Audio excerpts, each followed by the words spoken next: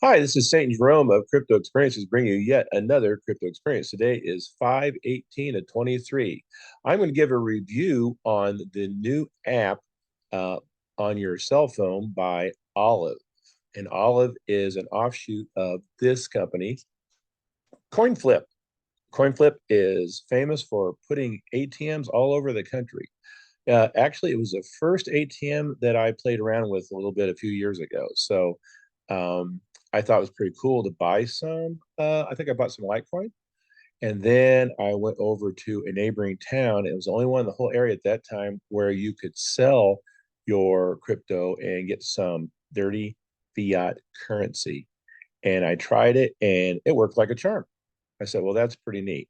And there's times in the past where I went and there were certain deals on the ATMs machines and I bought crypto. Matter of fact, I think every time I have bought off a Bitcoin ATM, it has been from CoinFlip. I've looked at others and oh my gosh, they're charging 25, 26%, where CoinFlip was high, but it was always better than those. So I think one time I got it for around 6%. At the time, I was using Coinbase, and that seemed to be the best thing. But then, lo and behold, we've had so much trouble with Coinbase anymore that I'm off of the platform. I'm not using it. So um, it's a big mistake to leave your cryptocurrencies, your digital assets on any exchange if you don't have your private keys.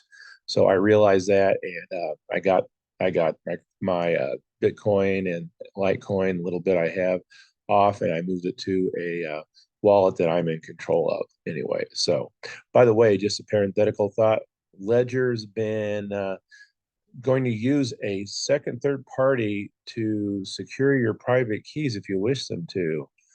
I'm not for that myself. That's going to be the Ledger X on up. And I think the Ledger I have is a Ledger S. And the way I understand it, they're not going to do that to the Ledger S. And I don't think I'd be comfortable with that anyway. You need to be, when you're in digital assets and cryptocurrency, you need to be responsible for your own private keys. I suggest everybody that gets in that you write down your private keys once, then twice, and then three times. Double check to make sure they all match. Double check that you can read your handwriting. Double check to make sure they are the actual words. Don't say Chuck when it was check, you know?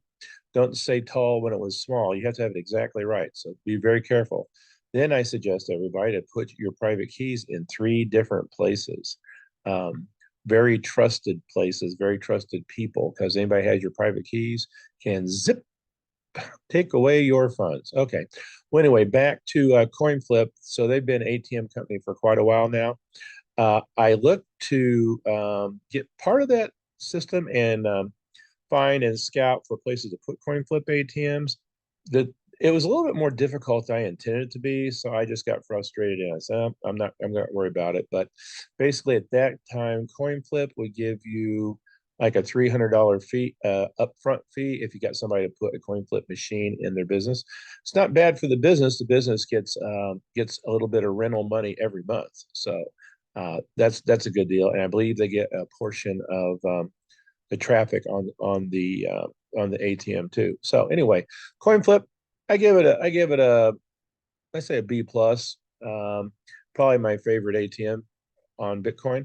Now, why am I doing this video though? That's because CoinFlip Company has released an app called Olliv, Olliv, and you can use Olliv to buy cryptocurrency, digital assets.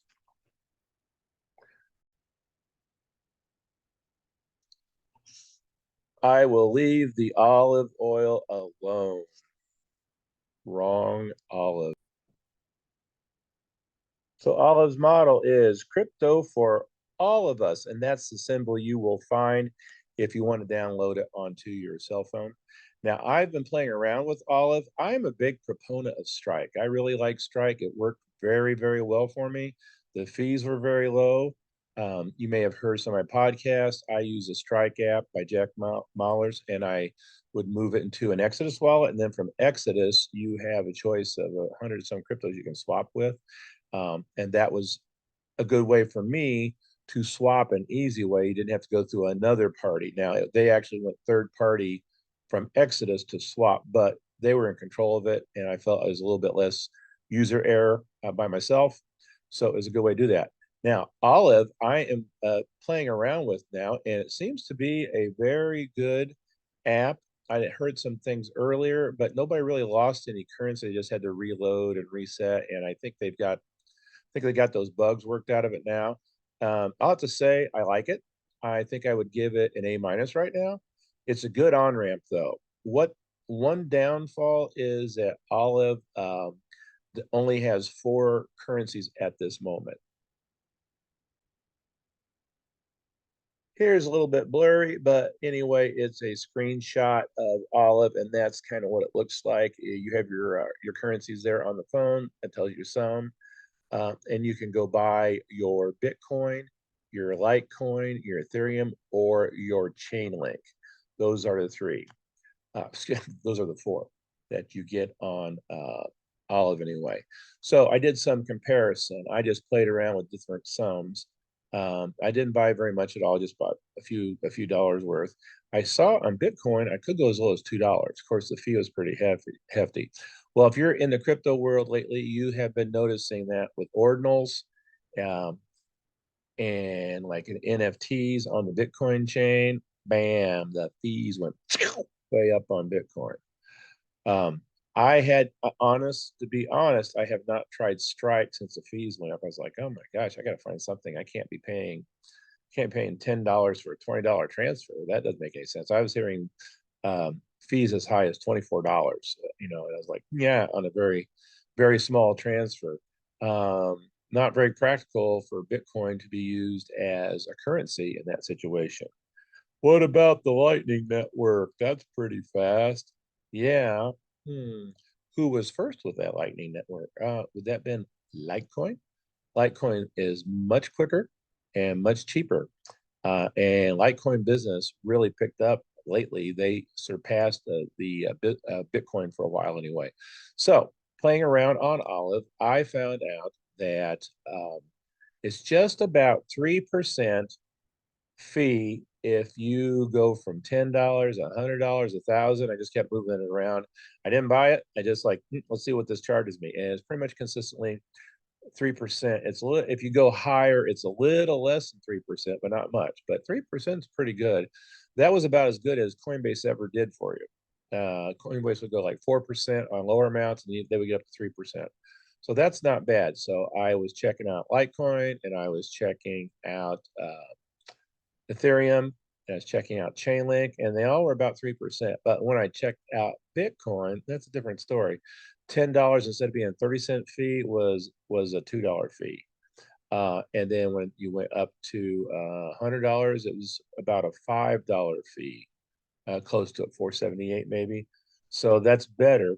Now, when I did try, I punched in $1,000 just to see what it was like. That was about around 3%. So I guess with larger sums, you still get a fairly good deal on the Bitcoin, but on the lower sums, it was a kind of high fee. Now, I don't know what that happens when Bitcoin fee goes up even higher, how that's going to affect Olive. So to rehash that is 3% on Litecoin, Ethereum, and Chainlink, and anywhere from that was 22%, anywhere from like 22% on a very small amount to 3% on a large amount on Bitcoin. So it depends what you did. So I found the transactions easy. I moved a little Litecoin over to Exodus, and that worked well. I like the app so far, so I'm going to give it an A minus. This is not financial advice, but kind of what I like and what I think. I hear a lot of Bitcoin maximalists say Bitcoin's the only coin, Litecoin. Litecoin family is a little bit more friendly, but yet they think the Litecoin's the coolest. The the ISO 222 token group. That's the X's like XLM and XRP and XDC. There's 7 of them about all together. They think theirs is the one and only, and they believe that XRP is going to do away with all of the crypto. They believe that all assets are going to be moved in the future through XRP. XLM also believes it's going to be using liquidity. XRP touting to be between institutions, and XLM touting to be between individuals. That's kind of the scuttlebutt. I think all three, Bitcoin, Litecoin, XRP, XLM, that's actually four, have a good use case. I'm not a big fan of Ethereum anymore. I know it's been one of the originals and one of the big ones. Gas fees still get pretty high. That's when you want to move them around. And I don't see Ethereum as Ethereum is kind of getting old and dodgy. And I'm just don't have a lot of faith in it. I think those other three are much better bets. I think Bitcoin is still good for locking up like gold and keeping it for a store of value. To me, Litecoin is an excellent currency to use. It also stores value too. Everybody knows Bitcoin that's in crypto is only going to have 21 million ever made. Litecoin's only going to have 84 million ever made. The blocks on Bitcoin are 8 megabytes, and the blocks on Litecoin are 32 megabytes. It's quicker. And Litecoin has Mimblewimble, and you can go up and get privacy just like giving somebody cash. Now, Ripple, XLM, or excuse me, XRP, I should say, I believe, yes, I do believe it's going to be moving institutionally in the future. Do I think that Bitcoin and Litecoin are just going to go away? Poof. No, even if the XRP people are correct, I believe it's going to be quite a while before Bitcoin and Litecoin would go away. Bitcoin is being invested heavily by some pretty big people, some pretty big organizations. Countries are investing in Bitcoin, and Litecoin really picked up in traffic once Bitcoin kind of zapped those fees up there. So, not financial advice, but I believe those will be the ones to look at in the future. On a side note, I think Theta's got a good use case too. It's going to make the internet run much smoother in the future. Another thing to remember is between Bitcoin and Litecoin is Bitcoin was launched in January 2009, the original, by a secretive man named Satoshi Nakamoto. Is there really a Satoshi Nakamoto? That's one person? Maybe. A lot of people think it's a group.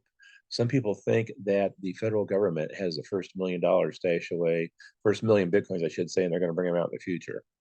I don't know. I know it works real well and it's been running pretty solid. Now, I've heard, listen to podcasts, it had a couple of stops over the years, like two. Litecoin, invented by Charlie Lee, is a fork off of Bitcoin, and it's been running independently from October of 2011. So, wow, 11 years. And here, folks, never stopped. Wow, totally dependable. It was first to send Lightning Web. Bam, transactions are fast. Transactions are cheap, pennies, very cheap. You can put everything, you can put the NFTs on the here too. It is something else. So Charlie Lee really came up with a good little product here. And then we also got the Mimblewimble, the secretive layer that goes up, and you can send anonymous transactions in Bitcoin, just like handing somebody, excuse me, in Litecoin, just like handing somebody some cash. So I like Bitcoin, but Litecoin I'm part of the Litecoin fam, and that's my kind of go-to coin. However, I like to be wise.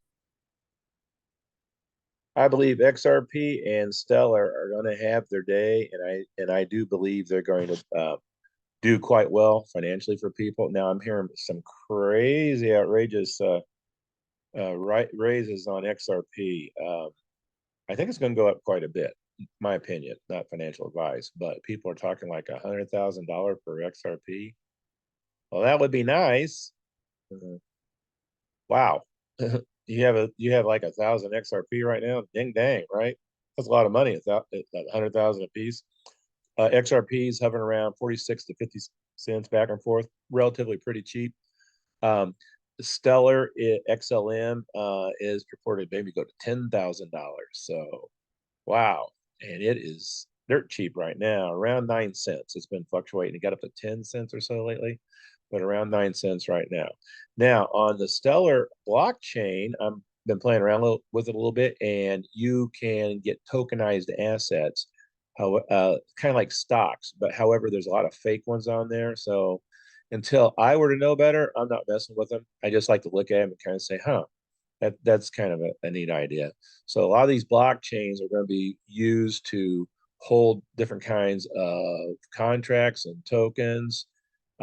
Even write a message to your heirs, and stick it on the blockchain. It's just amazing, and that blockchain will be, in a sense, forever as long as there's internet, there's computers. It should last and last. So I don't want to forget Chainlink and all of this. It is the fourth crypto being sold on Olliv. And again, it seems to be around 3%. So you can get, to sum it up one more time, you can get Bitcoin, you can get Litecoin, you can get Ethereum, you get Chainlink on Olliv. So then if you get the ones at 3% or so and move it over to your Exodus wallet, or maybe even another swap exchange, or several out there, you can swap it to other coins. What's the weakness of Olliv? There's only 4 coins. Had a few issues early, but it seems to be working pretty good, and it's not a bad deal. So again, I'd say I give it an A minus, and you might want to try Olliv. Now, I don't receive anything from the company. I just heard that as a way to on ramp on for Litecoin, which I was much interested in.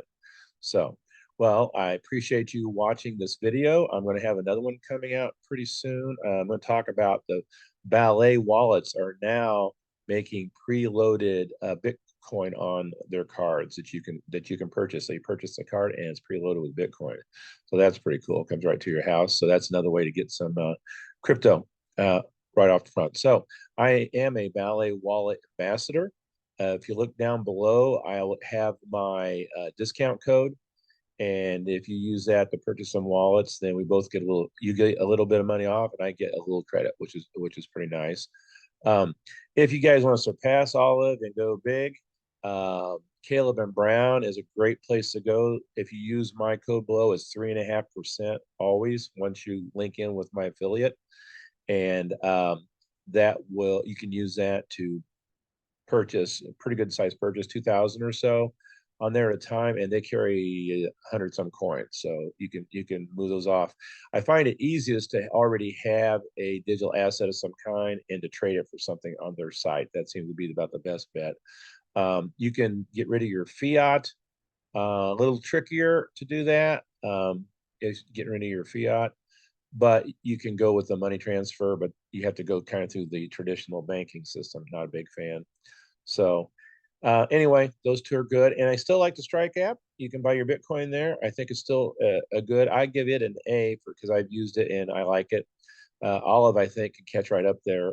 Now, Bitcoin on Strike, you can only get Bitcoin, but again, I use the Exodus trick on that. So, well, thank you for watching this video. Please give me a like and subscribe. I still have my 1,000 subscriber contest going on. I'm going to give the equivalent of 10,000 Satoshis. Now, if the dang Bitcoin fee is like $24 to send 10,000 Satoshis, I will send it in a different crypto. So I will probably, if I don't send it Bitcoin to you, I will send the equivalent of 10,000 Satoshis to you in lights of Litecoin. And we can work something out. And I may sweeten that pot too. So thank you very much for watching. Please hit, like I said, a like and a subscribe. I have a new computer, so I'm kind of playing around with that. So bear with me as I go through that process. Thank you very much. And I will see you soon. I'm going to do another review here in the next couple of days. Thank you very much.